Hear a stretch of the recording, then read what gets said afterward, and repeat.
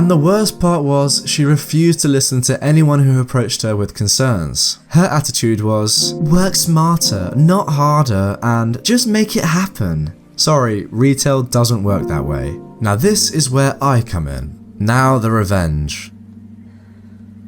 I led a revolution against the horrible lying manager. To set the scene, I work in a bookstore, but I'm very much an underling, which is what I prefer. I'm usually in the back, helping unpack shipments and preparing them for shelving. I also collect online orders and package them up for shipping, and sometimes I do the night shelving or overnight project. It's always been my favourite because I rarely have to deal with the managers, and it's a much more carefree environment than working the floor and trying to push people into buying things. Our store has gone through several store managers recently because most of them are getting corporate promotions or they're finding better opportunities elsewhere. Our store is part of a nationwide chain and we're sadly struggling a lot against our competitors. Rather than promoting someone within our store who knows how our store functions and is familiar with the employees and their strengths, corporate has been assigning us store managers that are either not from our store, have never been a store manager before, or have no experience in book selling. Obviously, this creates a lot of problems and it's been affecting our store badly. Nothing screws us over worse than when corporate intervenes. A couple years ago, we got a new store manager that was unfamiliar with the company, unfamiliar with our store, and had zero experience in managing a retail store to begin with. We already had concerns, but decided to at least work with her first because maybe she'd be a natural or she'd develop into someone that was good for our store. I'm gonna call her Tamara. When Tamara was first brought into our store, rather than taking a week or two to observe our store and the employees before making adjustments and changing things, she leapt right in, changing store policies and taking on other people's tasks. She took over things like the scheduling and making sure we have a daily schedule posted every morning to know where we were supposed to be, when our breaks were, etc., and other jobs that take a long time to do and have always been delegated to assistant managers to help things run smoothly. She put people in places where they weren't trained but didn't spend any time training them on their new jobs. She was also very late with every weekly schedule. It would be like 9 PM Saturday night and we would still be waiting for the schedule for the next week. And our schedule weeks always start on a Sunday, so we'd literally be repetitively calling the store on Saturday night to find out if we had to show up the next morning. So many sections of the store fell into disarray and everyone was getting angry about not having our schedules. She clearly couldn't handle so much and refused to delegate things to change that. On top of that, she gave horrible advice. Just to give an example, she advised the shelvers to hide from customers while they were shelving so that they wouldn't have to be stopped to provide customer service. But worst of all, she broke the cardinal rule of the store: do not mess with the back room. The back room is where we handle shipments and had its own separate manager who ran that area like clockwork. It was completely organised. We had a system we were well trained in and we have always had things processed fast and all the new products unboxed, organised on carts and ready to be shelved on time. Tamara did not bother to observe any of this and put all of her focus on that back area. She got it in her head that our store would thrive if we completely changed up the back room, and she had no idea what we actually do back there. First, she took away a lot of our carts so we had less to stock our product on, and our usual shipments are anywhere from 150 to 200 boxes a day. That's a lot of books and we need those carts. Then she took away the shelving cards we used on our carts to help divide up the titles, not only by their main subjects like history or science, but also divided them up by their subcategories like history, civil war, or science physics. These cards made it so that the shelvers don't have to look up every single item to figure out where they go.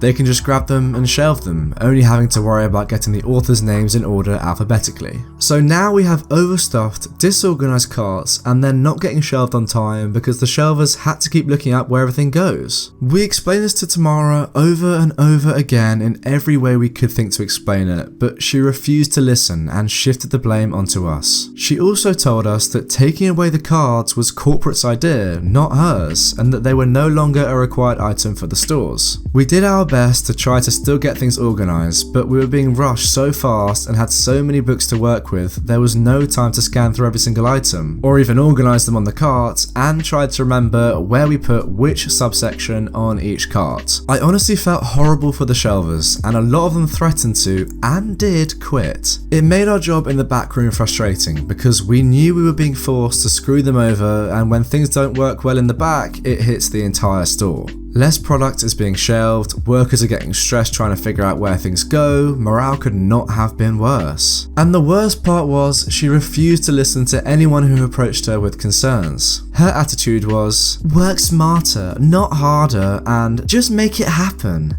Sorry, retail doesn't work that way. Now this is where I come in. Working in the back, specifically on online orders, I didn't have to deal with her face to face much because I was always running around, and frankly avoiding her because I didn't want to deal with her. This gave me an advantage. Not only was I able to see the notes she was leaving behind for employees, telling them what they were doing wrong, her bad ideas like making the shelvers hide from customers, and announcing things she was changing that were hurting our work, on top of that I was able to eavesdrop on the meetings she would hold back there with the assistant managers, explaining her great new ideas, which were all horrible. With so many of my co-workers threatening to quit and getting miserable with work, knowing what they would have to deal with, we agreed we had to do something. So I went online to look up ideas for the best way to handle this and got some good tips. Now the revenge. I snuck my phone into the back and started taking pictures of every note, every announcement, even the disorganized carts and the giant mess she was creating in the back room. We had a mountain of boxes we couldn't even get to because the carts were not being emptied fast enough to give us room. I eavesdropped on as many of her little meetings in the back as I could so I could keep track of what other policies she was breaking. Even caught her trash talking us, calling one of our mentally ill co-workers overly dramatic, even though that co-worker never speaks up and just takes it when she's upset, saying we were too stuck in our old ways and too stubborn for change. She even called the manager who ran the back room an idiot and was laughing about how annoyed Tamara was making her. Then I went digging through the store's computer until I found the full list of corporate guidelines, most of which she had broken and didn't care. The biggest of all being the scheduling, and it turns out it's against our state's labour laws for managers to not give our schedules 14 days in advance. After I collected as much as I could, I collaborated with other angry co-workers, gathering whatever additional information they had, and together we compiled a document, each of us explaining what was going wrong, what rules and labour laws were being broken, and included all the pictures I had taken with my phone to provide evidence. We did include the disrespectful way she was talking to us and about us, but none of us really expected that to be taken seriously as we had no proof to provide.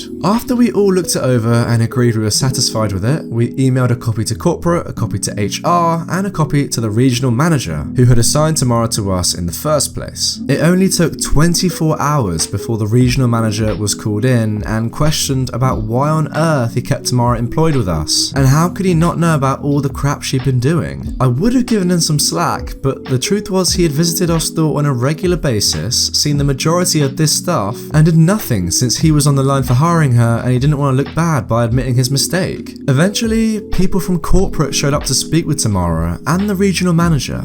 Now, I wasn't there to see it, but according to the few who did, because it was held in our break room, she was drunk. Honest to God, drunk. She was slurring her words, wavering in her seats, and could barely give a cohesive answer to anything they asked her. It ended in them telling her to hand in her resignation because it would look better for her than if she was just fired. She walked out of there having no idea who had taken this to corporate and even saw the document we composed anonymously against her. About a month later, the regional manager also resigned as he did not recover from letting her do this. We're still having problems with new managers, but our store has now earned the reputation as the store who will not put up with this kind of crap. And that's caused them, corporate, to be a little more cautious as to who they assign to us. And that, to me, is the ultimate win.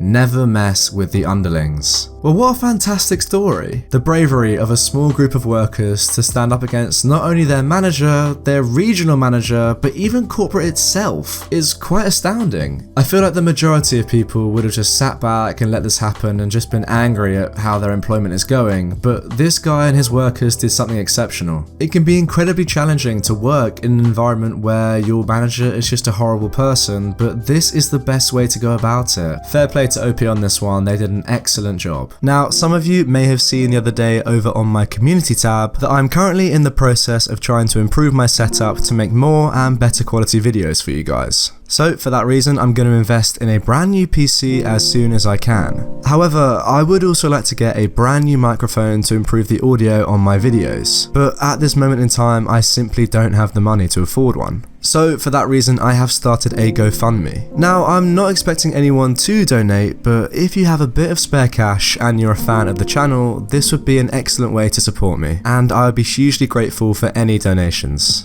Anyway, if you enjoyed that video, go and check out another one right away. There are so many more Reddit stories on my channel for you to enjoy. Also, drop me a comment below if there's another subreddit that I haven't looked at yet and you want to see in the next video.